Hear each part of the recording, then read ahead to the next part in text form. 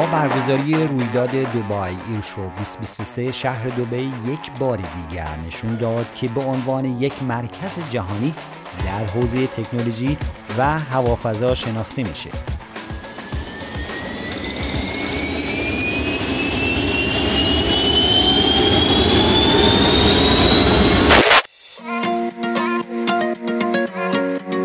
علاقه‌مندان به هوافضا و تکنولوژی به این ویدیو خوش اومدید. همراه من باشید تا در مورد ایرشو دبی 2023 بیشتر بدونید.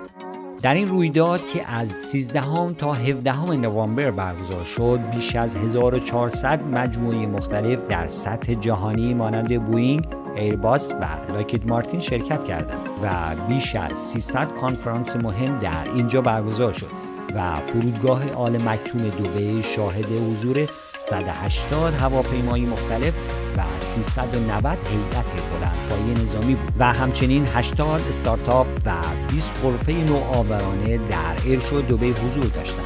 یکی از تفاوت‌های اصلی این ایرشو از نظر من توسعه پرنده‌های بدون سرنشین و تاکسی‌های پرنده بود. امسال سازندگان و شرکت‌های بزرگ توانستند دستاوردهای پهپادی خود را به نمایش بگذارند و مهمتر از هر چیز امارات متحده عربی با قدرت کامل وارد حوزه تولید پهپادها و تکنولوژی‌های مقابله با آنها شده و دستاوردهای مختلفی رو به رخ جهانیان کشاند. دبی نه تنها ثابت کرده است که در تکنولوژی‌های آینده نگر همچنان پیشرو است، بلکه با خرید تاکسی‌های هوایی به ارزش 500 میلیون دلار آسمان دبی را مهیای ورود خودروهای پرنده در آینده نزدیک کرده است. اکثر کشورها بازار پرنده‌های بدون سرنشین رو جدی گرفتند و تاکسی‌های پرنده خودشون رو وارد بازار جهانی کردند.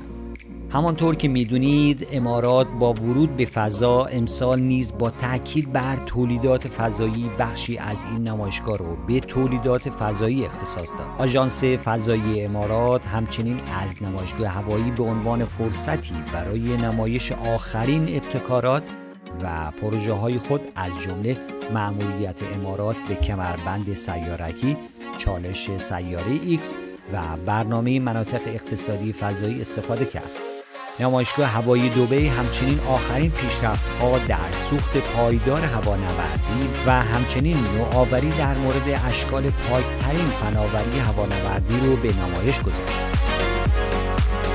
فرودگاه آل مکتوم به مدت 5 روز پذیرای جمع کثیری از علاقه‌مندان و صنایع هوایی و فضایی بود و سپس جنگنده‌ها و هواپیماهای مسافربری درهای خود رو بر روی بازدیدکنندگان گشودند.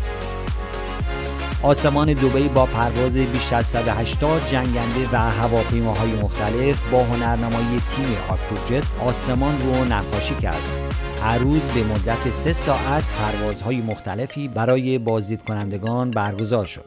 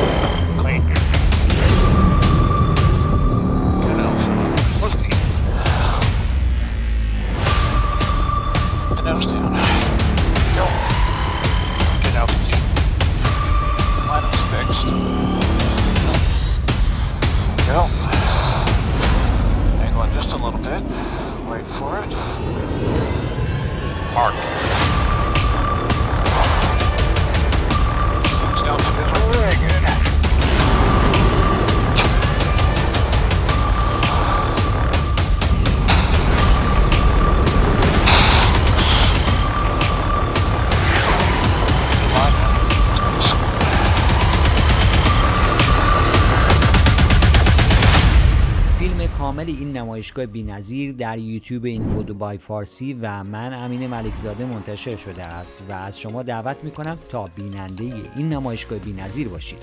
همچنین میتونید از کانال های اینفو دبی فارسی عکس های جذاب من رو ببینید و لذت ببرید. لطفاً با انتشار و ذخیره این ویدیو ما رو همراهی کنید و نظرات خود رو با ما به اشتراک بگذارید.